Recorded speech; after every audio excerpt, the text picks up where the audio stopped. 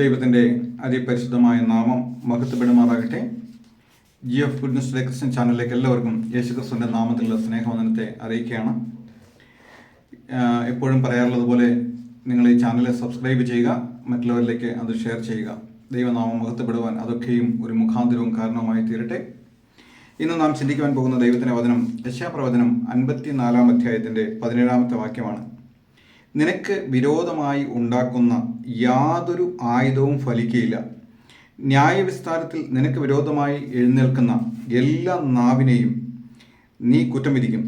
യഹോവയുടെ ദാസന്മാരുടെ അവകാശവും എൻ്റെ പക്കൽ നിന്നുള്ള അവരുടെ നീതിയും ഇതുതന്നെ. ദൈവദാസന്മാരുടെ അവകാശം അല്ലെങ്കിൽ വിശ്വസ്തയോടെ ജീവിക്കുന്ന ദൈവമക്കളുടെ അവകാശം എന്ന് പറയുന്നത് അവർക്ക് വിരോധമായി ഉണ്ടാക്കുന്ന ഒരു ആയുധവും ഫലിക്കുകയില്ല എന്നുള്ളതാണ്. പിശാചും മനുഷ്യരും ദൈവമക്കൾക്കും ദൈവദാസന്മാർക്കും വിരോധമായി പലതരത്തിലുള്ള കൂട്ടുകെട്ടുണ്ടാക്കി പല രീതിയിൽ അവരെ കൊടുക്കുവാനായിട്ട് ശ്രമിക്കും. എന്നാൽ അവർ ഉണ്ടാക്കുന്ന കൂട്ടുകെട്ടിൽ അവർ തന്നെ കുടുങ്ങുകയും ദൈവമക്കൾ അവിടുന്ന് വിടുവിക്കപ്പെടുകയും ചെയ്യും.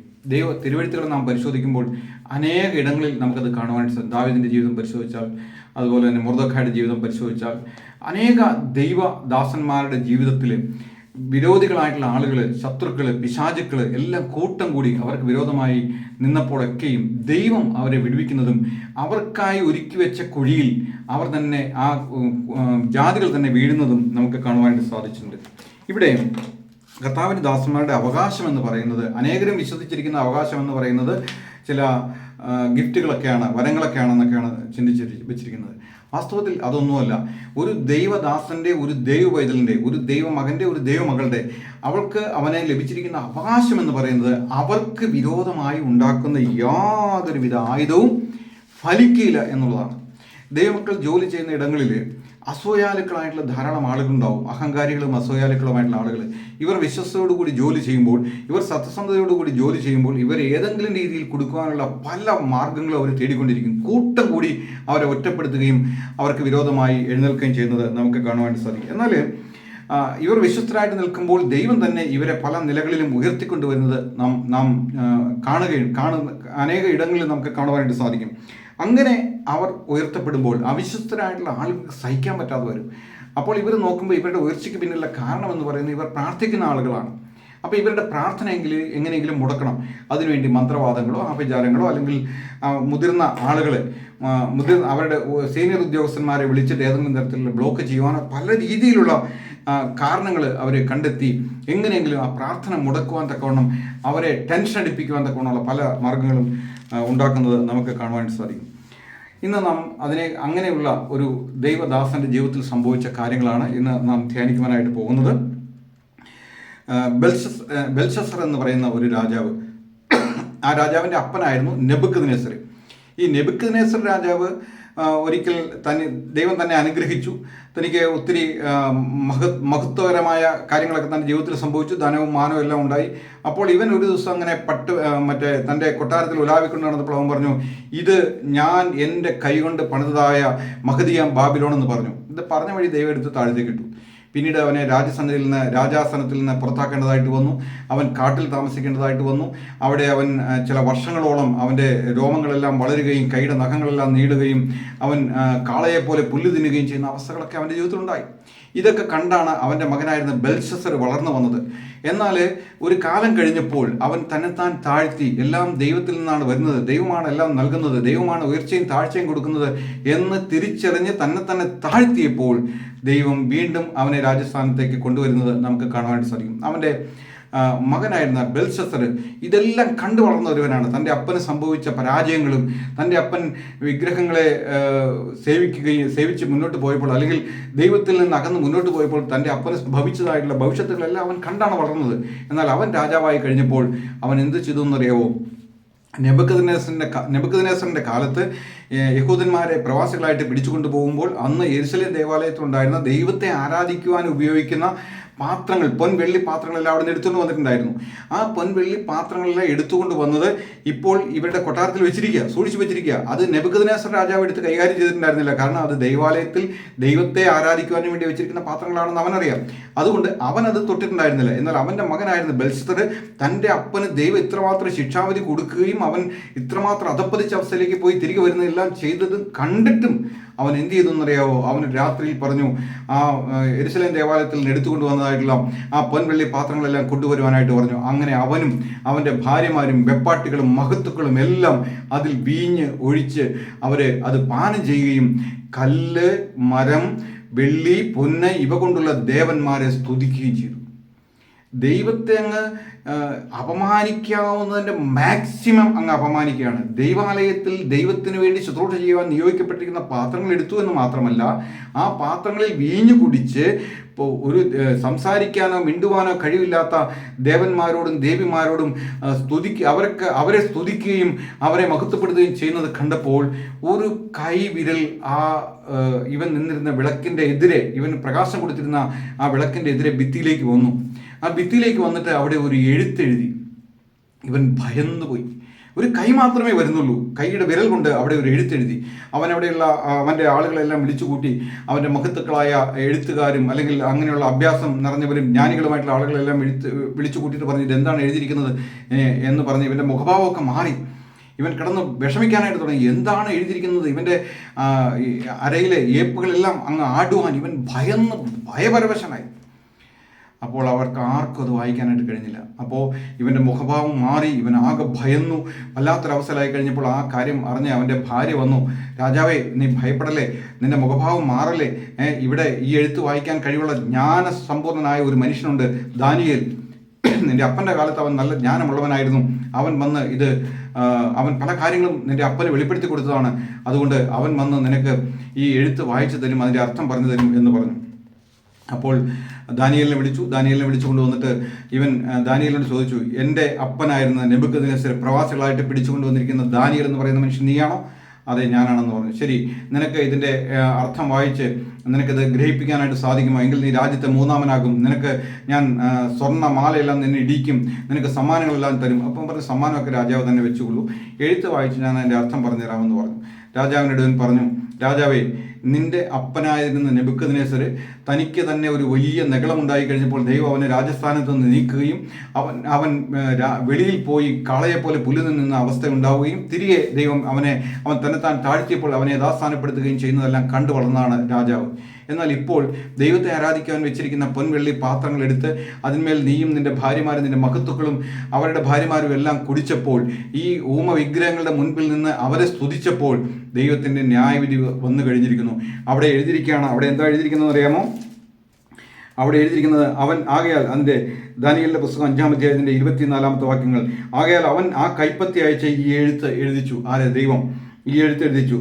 എഴുതിയിരുന്ന എഴുത്തോ മെനെ മെനെ തെക്കേൽ ഉഫർസീൻ. കാര്യത്തിൻ്റെ അർത്ഥമാണിത്. മെനെ എന്ന് വെച്ചാൽ ദൈവം നിന്റെ രാജ്യത്വം എണ്ണി അതിനെ അന്തം വരുത്തിയിരിക്കുന്നു. തെക്കേൽ എന്ന് വെച്ചാൽ തുലാസിൽ നിന്നെ തൂക്കി കുറവുള്ളവനായി കണ്ടിരിക്കുന്നു. പെരേസ് എന്ന് വെച്ചാൽ നിന്റെ രാജ്യം വിഭാഗിച്ച് മേദ്യർക്കും പാർസികൾക്കും കൊടുത്തിരിക്കുന്നു. അപ്പോൾ ബെൽതെശസ്സറിന്റെ കൽപ്പനയാൽ അവർ ദാനിയേലിനെ ധൂമ്രവസ്ത്രവും കഴുത്തിൽ പൊന്മാലയും ധരിപ്പിച്ചു. അവൻ രാജ്യത്തിലെ മൂന്നാമനായിട്ട് വാഴും എന്ന് അവനെക്കുറിച്ച് പ്രസിദ്ധമാക്കി. ഇവിടെ ദാനിയേലിന് വീണ്ടും ഒരു ഉയർച്ച ലഭിക്കുകയാണ്. അവൻ രാജ്യത്തെ മൂന്നാമനായിട്ട് വാഴുന്ന നിലയിലേക്ക് ബെൽതെശസ്സർ അവനെ ഉയർത്തി. പക്ഷെ അന്ന് രാത്രി ബെൽതെശസ്സർ കൊല്ലപ്പെട്ടു. ദൈവം ന്യായവിധിയുടെ ദൈവമാണ്. തൻ്റെ ഭക്തന്മാർക്ക് വിരോധമായി അല്ലെങ്കിൽ തൻ്റെ നാമത്തിൻ്റെ മഹത്വത്തിന് വിരോധമായി ചെയ്യുമ്പോൾ ദൈവം കയറി അങ്ങ് ഇടപെടും. ഇവിടെ ഇപ്പോൾ അന്ന് രാത്രിയിൽ അവൻ കൊല്ലപ്പെട്ടു. അതിനുശേഷം ദാരിവേശ് അവിടുത്തെ രാജാവായി. അങ്ങനെ ദാരിവേശ് രാജാവായി കഴിഞ്ഞപ്പോൾ ദാരിവേശിന് ദൈവഭയമുള്ള ഒരാളാണ്. അവൻ ദാനിയേലിനെ വളരെ സ്നേഹിച്ചുള്ള ആളാണ്. അപ്പോൾ അന്ന് ഈ പ്രമുഖരായിട്ടുള്ള 3 ആളുകൾ ഓരോ കാര്യങ്ങൾ ചെയ്തുകൊണ്ടിരിക്കുമ്പോൾ, അതിൻ്റെ രാജ്യത്തിന് വേണ്ടി ഓരോ കാര്യങ്ങളിൽ ഏർപ്പെട്ടുകൊണ്ടിരിക്കുമ്പോൾ, മഹത്തുക്കളായിട്ടുള്ള ഈ 3 വ്യക്തികളിൽ ഒരാൾ ദാനിയേലാണ്. ആ ദാനിയേൽ ചെയ്യുന്ന കാര്യങ്ങളിൽ ഒരു തെറ്റോ കുറ്റമോ ഇവർക്ക് കണ്ടുപിടിക്കാൻ കഴിഞ്ഞില്ല. കാരണം ദാനിയേൽ ചെയ്യുന്നതിൽ ആ രാജ്യത്തിൻ്റെ നന്മയ്ക്ക് വേണ്ടി, ആ രാജാവിൻ്റെ നന്മയ്ക്ക് വേണ്ടി അവൻ വളരെ വിശ്വസ്തയോടുകൂടി ഓരോ കാര്യങ്ങൾ ചെയ്തുകൊണ്ടിരുന്നു. അപ്പോൾ ഇവർക്ക് സഹിക്കാനായിട്ട് പറ്റുന്നില്ല.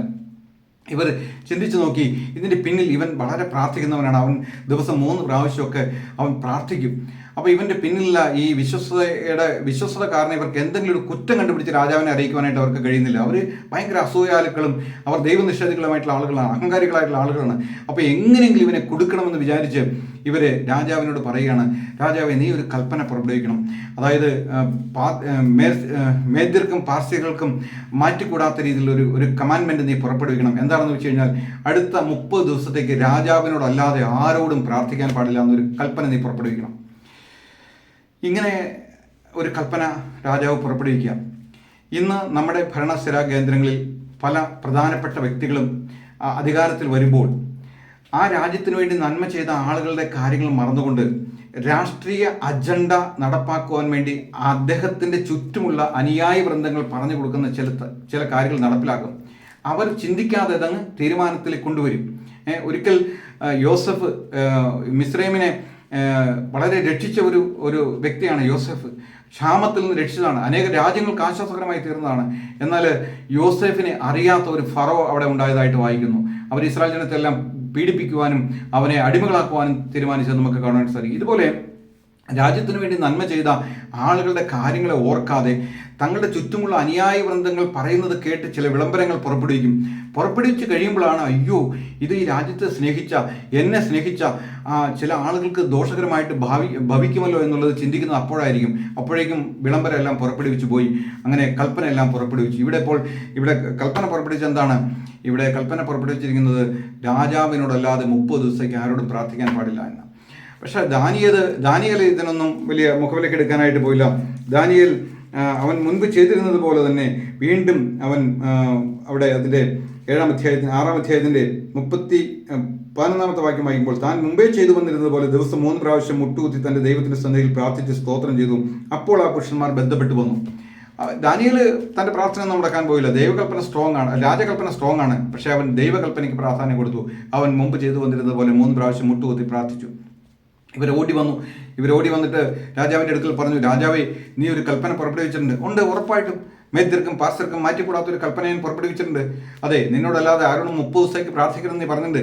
പക്ഷേ ആ ദാനിയേൽ അങ്ങനെ പ്രാർത്ഥിക്കുന്ന ആളെ സിംഹക്കുഴിയിൽ ഇട്ട് കൊന്നുകളയാനാണ് കൽപ്പന പുറപ്പെടുവിച്ചിരിക്കുന്നത്. അത് ഞാൻ പറയാൻ വിട്ടുപോയി.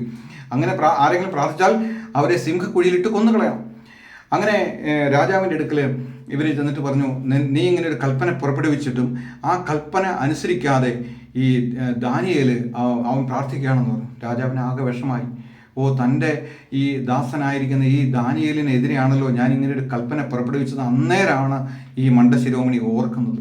ഇന്ന് അനേക രാജാക്കന്മാരും പ്രധാനമന്ത്രിമാരും എല്ലാം ചില കൽപ്പനകൾ പുറപ്പെടുവിക്കുമ്പോൾ ആ രാജ്യത്തിന് നന്മ ചെയ്ത മഹത് വ്യക്തികളെ ഓർക്കാതെ അവർക്ക് വിരോധമായി അവരുടെ അനുയായി വൃന്ദങ്ങൾ മൂലം ചില കൽപ്പനകൾ പുറപ്പെടുവിക്കും. എത്രയോ ഭയാനകമാണ് ആ അവസ്ഥ എന്നറിയാമോ? പിന്നീടാണ് അവർക്കൊരു വെളിച്ചമുണ്ടാകുന്നത്. അയ്യോ, ഞാൻ ഈ കൽപ്പന പുറപ്പെടുവിച്ചത് നിമിത്തം നല്ലവരായിട്ടുള്ള കുറേ മനുഷ്യർ കൂടി അതിനകത്ത് പെട്ടുപോയല്ലോ എന്ന് ചിന്തിക്കുന്നത് അപ്പോഴാണ്. ഇവിടെ മാറ്റിക്കൂടാത്ത കൽപ്പനയാണ്. അപ്പോൾ ഇവൻ പറഞ്ഞു, ഇങ്ങനെ ദാനിയേൽ ഇങ്ങനെ പ്രാർത്ഥിക്കുന്നത് കണ്ടു എന്ന് പറഞ്ഞു. നീ ഉടനെ തന്നെ അവനെ പിടിച്ച് സിംഹക്കുഴിയിൽ ഇട്ട് കളയണമെന്ന് പറഞ്ഞു. രാജകൽപ്പനയല്ലേ. രാജാവിന് ഭയങ്കര വിഷമമായി. എങ്ങനെയെങ്കിലും വൈകുന്നേരം വരെ ഇവൻ ദാനിയേലിനെ അതിൽ നിന്ന് ഒഴിവാക്കാൻ വേണ്ടി പല മാർഗങ്ങളും ഉപയോഗിച്ചു, പല രീതികളും ചിന്തിച്ച് നോക്കി.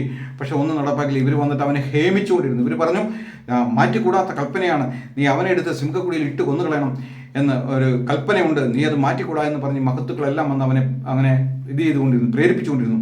ഒടുവിൽ മനസ്സോടെ തൻ്റെ ദാസനെ അവൻ സിംഹക്കുഴിയിലേക്ക് ഇട്ടുകളയുക. അപ്പോൾ അവൻ പറഞ്ഞു, നീ സേവിച്ചു വരുന്ന ദൈവം നിന്നെ വിടുവിക്കുമെന്ന് പറഞ്ഞ് അവനൊരു ആശീർവാദമൊക്കെ കൊടുത്ത് അവനെ സിംഹക്കുഴിയിലേക്ക് ഇട്ടുകളയുക. അന്ന് രാത്രിയിൽ രാജാവിന് ഉറക്കം വന്നില്ല. അന്ന് രാത്രി രാജാവ് ഉപവസിച്ചു. അവൻ ഭക്ഷണം കഴിച്ചില്ല. തൻ്റെ ആ ഒരു മനുഷ്യനെക്കുറിച്ച് അവന് നല്ലൊരു കാഴ്ചപ്പാടുണ്ടായിരുന്നു. അവനിപ്പോൾ ഇവരുടെ ഈ വിരോധികൾ മുഖാന്തരം താൻ അവനെ ഒരു വെളിവില്ലാത്തൊരു കൽപ്പന പുറപ്പെടുവിച്ച് താനിപ്പോൾ അവനെ സിംഹക്കുഴിയിലേക്ക് ഇട്ട് കളഞ്ഞല്ലോ, ഒരു നല്ല മനുഷ്യൻ രാജ്യത്ത് നഷ്ടപ്പെട്ടു പോകുമല്ലോ എന്നുള്ള ചിന്ത അവനെ ഭരിച്ചുകൊണ്ടിരുന്നു. അവൻ ആ രാത്രിയിൽ ഉറങ്ങിയില്ല. അന്ന് രാത്രിയിൽ സംഭവിച്ച മറ്റൊരു കാര്യം, ഈ സിംഹങ്ങളുടെ കുഴിയിലേക്ക് ഇവനെ അങ്ങ് ഇട്ട് കഴിഞ്ഞപ്പോൾ അവിടെ നടന്ന ഒരു കാര്യം, ദൈവം സിംഹങ്ങളുടെ വായം അടച്ചു. സിംഹത്തിന് ഒരു ഇര കിട്ടിയ സന്തോഷത്തിൽ തിന്നുവാൻ വലിയ ആക്രാന്തത്തോടു കൂടി ഇരിക്കുക. പക്ഷെ വായ തുറക്കാൻ പറ്റുന്നില്ല. ദൈവം വായ അടച്ചാൽ പിന്നെ എങ്ങനെ തുറക്കാനാണ് പറ്റുക? ദൈവം സിംഹങ്ങളുടെ വായം അടച്ചു കളഞ്ഞു. അതിൻ്റെ മേളിലൊരു മൂടി എടുത്ത് വെച്ചിട്ടുണ്ട്. സിംഹത്തിന് മേളിലേക്ക് കയറി പോരാതിരിക്കാൻ തക്കൊണ്ട് ഒരു വലിയ മൂടിയുണ്ട്. പിറ്റേ ദിവസം രാവിലെ വളരെ വ്യസനത്തോടെ രാജാവ് വന്നിട്ട് അവനെ ആ ഗുഹയുടെ അരികെ എത്തിയപ്പോൾ അവൻ ദുഃഖശബ്ദത്തോടെ ദാനിയേലിനെ വിളിക്കുന്നത് നമുക്ക് കാണാൻ സാധിക്കും. അതിൻ്റെ 6:20 അവൻ രാജാവ് ദാനിയേലിനോട് സംസാരിച്ചു. ജീവനുള്ള ദൈവത്തിൻ്റെ ദാസനായ ദാനിയേലെ, നീ ഇടവിടാതെ സേവിച്ച് വരുന്ന നിന്റെ ദൈവം സിംഹങ്ങളിൽ നിന്ന് നിന്നെ രക്ഷിക്കുവാൻ പ്രാപ്തനായോ എന്ന് ചോദിച്ചു. അവൻ്റെ ആഗ്രഹം എങ്ങനെയെങ്കിലും ഈ ദാനിയേൽ സിംഹക്കുഴിയിൽ നിന്ന് രക്ഷപ്പെടണം എന്നുള്ളതാണ്. പക്ഷെ അതിന് ചാൻസ് ഇല്ല. കാരണം ക്രൂര സിംഹങ്ങളാണ്, കടിച്ചു കീറി കൊന്നുകളയും. ഒന്നും രണ്ടുമല്ല, അവിടെ ഇട്ട് നശിപ്പിച്ച് അവൻ്റെ എല്ല് പോലും കംപ്ലീറ്റ് അവർ തകർത്ത് കളയുമെന്ന് അവൻ അറിയാം. എങ്കിലും അവൻ ദുഃഖശബ്ദത്തോടെ വിളിക്കുകയാണ്, നീ സേവിച്ചു വന്ന ദൈവം നിന്നെ വിടുവിച്ചുവോ എന്ന് അവൻ ചോദിക്കുകയാണ്. അപ്പോൾ ദാനിയേൽ അകത്തു നിന്ന് പറയുകയാണ് രാജാവിനോട്, രാജാവ് ദീർഘായുസ്സായിരിക്കട്ടെ, സിംഹങ്ങൾ എനിക്ക് കേടുവരുത്താതിരിക്കേണ്ടതിന് എൻ്റെ ദൈവം തൻ്റെ ദൂതനെ അയച്ച് അവരുടെ വായ അടച്ചു കളഞ്ഞു. അവൻ്റെ സന്നിധിയിൽ ഞാൻ കുറ്റമില്ലാത്തവൻ, രാജാവെ തിരുമുമ്പിൽ ഞാനൊരു ദോഷവും ചെയ്തിട്ടില്ല എന്ന് ഉണർത്തിച്ചു. അപ്പോൾ രാജാവ് അത്യന്തം സന്തോഷിച്ച് ദാനിയേലിനെ ഗുഹയിൽ നിന്ന് കയറ്റുവാൻ കൽപ്പിച്ചു. രാജകൽപ്പന എന്തായാലും നിറവേറ്റി. അവനെ സിംഹം കൊന്നു കളഞ്ഞിട്ടില്ല, ഇനി തിരിച്ചു കയറ്റാനായിട്ട് പറഞ്ഞു. എന്നിട്ട് പറഞ്ഞു, ഈ ഒരു കൽപ്പന പുറപ്പെടുവിക്കുവാനും ഇതിനു വേണ്ടി ദാനിയേലിനെ സിംഹക്കുഴിയിൽ ഇടുവാനും പ്രേരിപ്പിച്ച ആളുകളെല്ലാം വിളിച്ചുകൊണ്ട് വരാനായിട്ട് പറഞ്ഞു. അവനെയും അവൻ്റെ അവരുടെ ഭാര്യമാരെയും കുഞ്ഞുങ്ങളെല്ലാം അതിനകത്തേക്ക് ഇട്ട് കളഞ്ഞു. അവർ ഗുഹയുടെ അടിയിലേക്ക് എത്തുന്നതിന് മുമ്പ് തന്നെ സിംഹം എല്ല് തകർത്ത് അവയെ കടിച്ചു കീറി തിന്നു കളഞ്ഞു. എന്നെ കേൾക്കുന്ന പ്രിയ സഹോദര, പ്രിയ സഹോദരി, നീ ദൈവത്തിൻ്റെ ഒരു ഭൃത്യനാണെങ്കിൽ, നീ ദൈവത്തിൻ്റെ ഒരു ദാസനാണെങ്കിൽ, നീ ദൈവത്തിൻ്റെ വിശ്വസ്തനായ ഒരു മകനോ മകളോ ആണെങ്കിൽ, നിനക്ക് വിരോധമായി ഉണ്ടാക്കുന്ന യാതൊരു ആയുധവും ഫലിക്കുകയില്ല. ദൈവവചനം നമുക്ക് ഉറപ്പ് തരികയാണ്.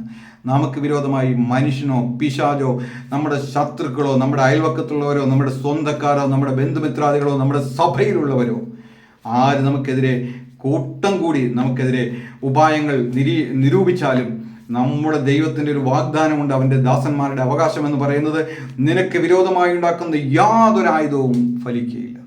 ഇനി വചനങ്ങളാൽ ദൈവം നമ്മെ ഓരോരുത്തരെയും അനുഗ്രഹിക്കട്ടെ. എനിക്ക് എൻ്റെ അനുഭവത്തിൽ നിന്ന് അനേക കാര്യങ്ങൾ ഈ വിഷയത്തിൽ പറയുവാനായിട്ടുണ്ട്. എൻ്റെ പേഴ്സണലായിട്ടുള്ള ജീവിതത്തിൽ സഭയിൽ നിന്നുണ്ടായത്, ഭവനത്തിൽ നിന്നുണ്ടായത്, അതുപോലെ അയൽവക്കങ്ങളിൽ നിന്നുണ്ടായത്, സമൂഹത്തിൽ നിന്നുണ്ടായത് നിറയെ പറയുവാനായിട്ടുണ്ട്. ഞാൻ ചുരുക്കട്ടെ. ദൈവനാമം മഹത്വപ്പെടട്ടെ. നമുക്ക് പ്രാർത്ഥിക്കാം. ഞങ്ങളുടെ സ്വർഗീയ നല്ല പിതാവേ, അങ്ങ് ഞങ്ങൾക്ക് നൽകിയ നല്ല വചനത്തിനായിട്ട് സ്തോത്രം. കർത്താവേ, നിൻ്റെ വചനം മാറ്റമില്ലാത്ത വചനമായതുകൊണ്ട് സ്തോത്രം. നീ വാക്കുമാറാത്ത ദൈവമായതുകൊണ്ട് സ്തോത്രം ചെയ്യുന്നു. കർത്താവേ, നീ നിൻ്റെ ദാസന്മാർക്ക് നൽകിയിരിക്കുന്ന അവകാശത്തിനായിട്ട് സ്തോത്രം. അവർക്ക് വിരോധമായി ഉണ്ടാക്കുന്ന ഒരു ആയുധവും ഫലിക്കുകയില്ല. അതിനായിട്ട് സ്തോത്രം. കർത്താവേ, മനുഷ്യനോ പിശാചോ ശത്രുക്കളോ അയൽവക്കത്തുള്ളവരോ സ്വന്തക്കാരോ ബന്ധുമിത്രാദികളോ സഭയിലുള്ളവരോ സഹോദരന്മാരോ ആര് എന്തെല്ലാം കർത്താവെ സൂത്രങ്ങൾ മെനഞ്ഞാലും തന്ത്രങ്ങൾ മെനഞ്ഞാലും അതൊന്നും ഫലിക്കാതെ വണ്ണം കർത്താവ് ഞങ്ങൾക്ക് തുണയായിട്ട് നിൽക്കുന്നതിനായിട്ട് സ്തോത്രം ചെയ്യുന്നു. കർത്താവ്, ഇന്ന് വചനം കേട്ട ഓരോ മക്കളെയും ഞാൻ അനുഗ്രഹിക്കണമേ കർത്താവ്. വിശ്വാസത്തിൽ വർദ്ധിച്ചു വരുവാൻ തക്കോണം. ഞങ്ങളുടെ ദൈവം ജീവിക്കുന്നുവെന്ന് ഒരു പ്രാവശ്യം കൂടി ഏറ്റു പറയുവാൻ തക്കോണം. യേശുക്രിസ്തു ഇന്നലെയും ഇന്നും എന്നേക്കും മാറ്റമില്ലാത്തവനാണെന്ന് വിളിച്ച് പറയുവാൻ തക്കോണം. നിന്റെ ജനത്തെ സഹായിക്കണമേ, അടിയനെ സഹായിക്കണമേ കർത്താവെ. കർത്താവ്, ഈ ചാനൽ സബ്സ്ക്രൈബ് ചെയ്തിരിക്കുന്ന ഓരോരുത്തരെയും കർത്താവ് അനുഗ്രഹിക്കണമേ കർത്താവെ. അവരുടെ ഹൃദയങ്ങളിലേക്ക് ദൈവത്തിൻ്റെ പരിശുദ്ധാത്മാവിൻ്റെ വലിയ അഭിഷേകം കടന്നിരണമേ കർത്താവെ. അവരുടെ ഹൃദയത്തിൻ്റെ ആഗ്രഹങ്ങളെ അവിടുന്ന് സാധിപ്പിച്ചു കൊടുക്കണമേ കർത്താവ്. ചെറുതും വലുതുമായ ആഗ്രഹങ്ങൾ കർത്താവെ. അവരുടെ അതിരുകളെ അവിടുന്ന് വിശാലമാക്കണമേ കർത്താവെ. അനേക അനുഗ്രഹങ്ങളാൽ അവർ നിറയ്ക്കണമെന്ന് പ്രാർത്ഥിക്കുന്നു. ഈ വചനം കേൾക്കുന്ന ഇത് കാണുന്ന ഓരോരുത്തരെയും കർത്താവ് അനുഗ്രഹിക്കണമെന്ന് പ്രാർത്ഥിക്കുന്നു. അടിയൻ ഇങ്ങനെ ശുശ്രൂഷ ചെയ്യുവാൻ കൃപ വന്നതിനായിട്ട് സ്തോത്രം. മഹത്വം എടുത്താട്ടെ. എല്ലാം ഞങ്ങൾക്ക് വേണ്ടി ജീവൻ വെച്ച രക്ഷിതാവും കർത്താവുമായ യേശുക്രിസ്തുവിൻ്റെ പരിശുദ്ധമായ നാമത്തിൽ തന്നെ.